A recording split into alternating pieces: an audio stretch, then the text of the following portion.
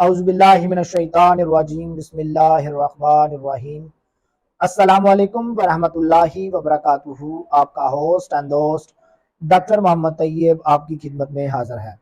آج ہم بات کریں گے حمل کے دوران سانس کی تنگی۔ اس سے پہلے آپ سے ریکویسٹ ہے کہ ڈاکٹر محمد طیب یوٹیوب چینل کو سبسکرائب کریں، بیل آئیکن کو کلک کریں۔ Bundle of thanks.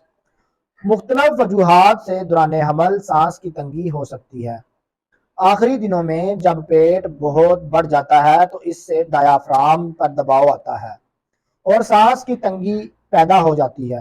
سانس کی تنگی کی صورت میں علامات کے مطابق دوا تجویز کریں۔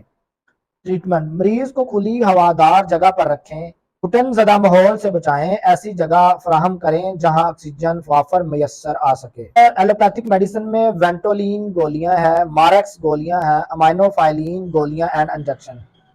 اب بات آتی ہے ہومیوپیتھک کی آرسینک ایلبم 30۔ دم گھٹ جانے کے خوف سے لیٹنی نہیں ہوا، ہوا کے راستے سکڑ جاتے ہیں، سینے میں جلن، دم گھٹنے والا نزلہ، تنگی تنفس، سردی سے تکلیف بڑھتی ہے، گرمی سے سکون ملتا ہے۔ ایپیکاک 30۔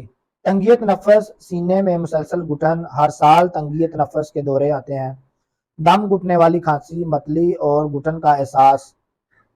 ایپس 30۔ تنگی، آواز دب جاتی ہے، سانس جلدی اور تکلیف سے آتا ہے، چہرے کا استقاطن احساس کہ اب دوسرا سانس نہیں آئے گا، دم گھٹتا ہے۔ یونانی دعا میں نوشادر، کھانے والا نمک، ان کا جوہر اڑائیں، ایک ماشا جوہر ہمراہ گل قند استعمال کروائیں۔ بہت شکریہ ہمارا یوٹیوب چینل دیکھنے کے لیے۔ ڈاکٹر محمد طیب کو اجازت دیجیے۔ اللہ حافظ۔